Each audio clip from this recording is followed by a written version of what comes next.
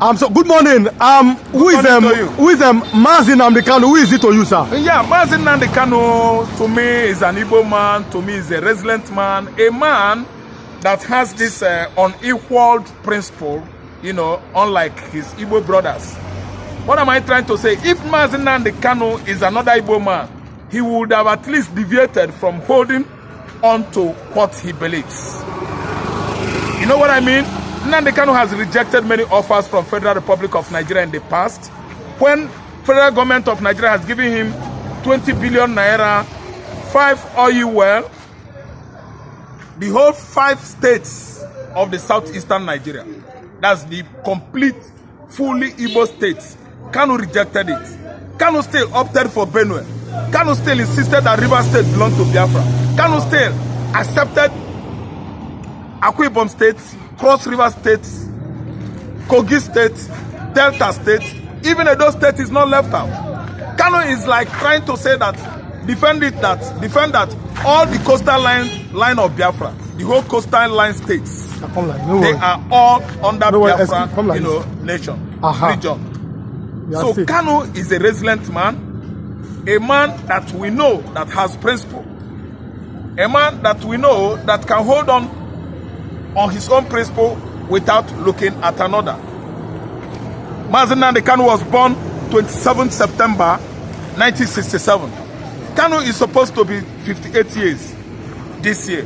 A man from African community, born to His Royal Highness Eze Israel Kanu of African community in Abia State. Kanu started his Biafra agitation in 2014, though he was working with the former Mazob leader, Maziraf Wazirika, until they fall out in London in 2014-15, when Wazirika boys, Mazob boys, connived with others and beat Kanu to superiority in London. That was where Kanu started nursing the idea of separating IPOB from Mazob, and he successfully did that. In 2015-16, Mazi Nnamdi Kanu was arrested by the then Buhari, administration.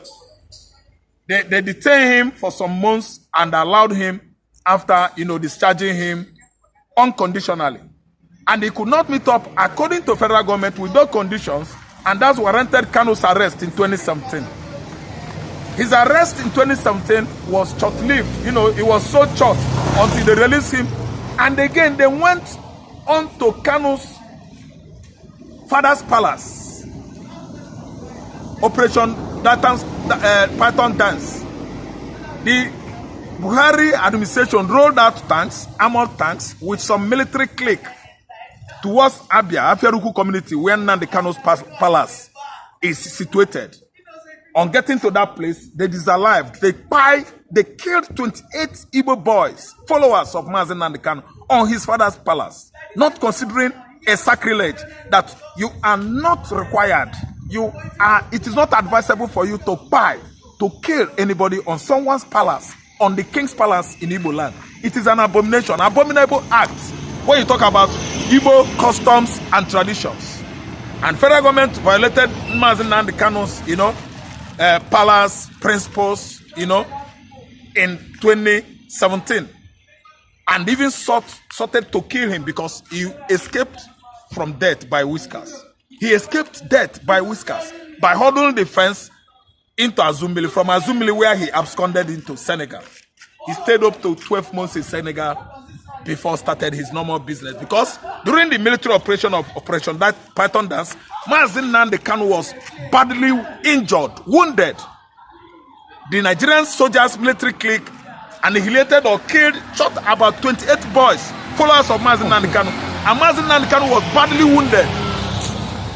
That was how he escaped into Senegal, until when federal government of Nigeria, after seeking to kill him using Ojus Okalo, Ojus Okalo went to Ghana, went to Jerusalem, and had a discussion with Nnamdi Kanu. Nnamdi Kanu said he's not coming. He was not coming to Nigeria anymore, and they sought to kill him. They even invited many agents to seek after Kanu, and until in 2012 21 June, Kanu was renditioned from Nairobi, Kenya into Nigeria illegally. He was abducted without proper documents, and Nigeria and Kenya are not having such treaty that Nigeria should come into Kenya topography or geography or Kenya as a country and kidnap her citizen in Kenya and bring him or her into Nigeria. There was no treaty between Nigeria and Kenya like that. It happened like a drama. Certainly, it was the worst state drama ever happened in Nigeria in the recent time. It is getting to 5 years now that Kanu was rendered illegally from Nairobi, Kenya into Nigeria without appropriate documents. And Kanu is still cooling it off at DSS facilities. Even as I'm talking to you now, the gentleman is yet to be free. So we are looking at the fact that Nnamdi Kanu has said, BINTA and NYAKO, I will not be tried in the front of you anymore. What do you think that a warrant statement coming from him nowadays? Yes, it's because of violation of law. It is because of disrespect of law in Nigeria that is going on currently. Nigerian government does not respect Nigerian constitution. Nigerian government does not respect the courts. Nigerian government, it is the department of executive organs of government that is only respected in Nigeria. I mean the office of the presidency. Yes, because the Chief Justice in question, BINTA and NYAKO, was ordered to at least recuse again. You know, I mean, to be trying Nnamdi Kanu again, to be taking care of that case, to be presiding over that case again. After watching off her hands that she would not attend to Nnamdi Kanu case anymore. Then Justice Tosho, I think, of Supreme Court, I don't know the name, but TSH. Like so, yes. Told. He was the one that ordered her again. And Nnamdi Kanu was against that kind of directive or instruction by that Justice of Chief Justice of Supreme Court. He was actually aggrieved of what NYAKO was doing at the court. He said, NYAKO, you have washed off your hands, you have at least rescued yourself earlier that you were not going to be part of this case. What are you doing there again? So Kanu is like telling the whole world that Justice NYAKO is, you know, playing partiality. Yes. Kanu is saying that he needs an impartial judge or justice to, you know, handle his case. That's why he's now telling the whole world that indefinitely is being detained at the DSS facility, that he is not going to any other court again until a competent judge or justice, you know, begins to handle his case. So the reason behind that is that BINTA and NYAKO herself is not, you know, doing the right thing. She was not in the position of handling that case. So what happened barely 2 weeks ago is just an infringement on Nnamdi Kanu's, you know, right. Actually, the justice was not in charge of the case. What actually was she doing in the court again? Nnamdi Kanu questioned her as to his jurisprudence, her, you know, legality, you know, over his case. That's why he has given her the last chance to vacate his case, never to attend to his case again. That's why he said he is now indefinitely detained because of the partiality of the current judge, BINTA and NYAKO, handling his case. Now we are looking at what are the roles of the southeastern governors as regards to the case of Nnamdi Kanu? Let me tell you, they were invited by TINUBU once. There was a time TINUBU invited these 5 eastern states governors to come for what? Deliberation, to have a consensus, an agreement, discussion or dialogue over Nnamdi Kanu's release. And these 5 southeastern states, Soludo, Pitamba, Nwafulu of Ebonyi State, Hope Ozodimba of Imo State, and so on and so forth, could not at least honor TINUBU's invitation. That's why TINUBU has been telling people that the 5 southeastern state governors are in charge of Nnamdi Kanu's order or problem. But if you ask me today, I come out here outrightly to tell you that TINUBU is wrong. Yes, the 5 southeastern states are not the people that detained or arrested Nnamdi Kanu. Nnamdi Kanu was arrested by Buhari's Buhari administration, previous administration of Muhammad Buhari. It was not the 5 southeastern states. And besides, the person in charge of the current government of Nigeria is Bola Ahmed Tinubu.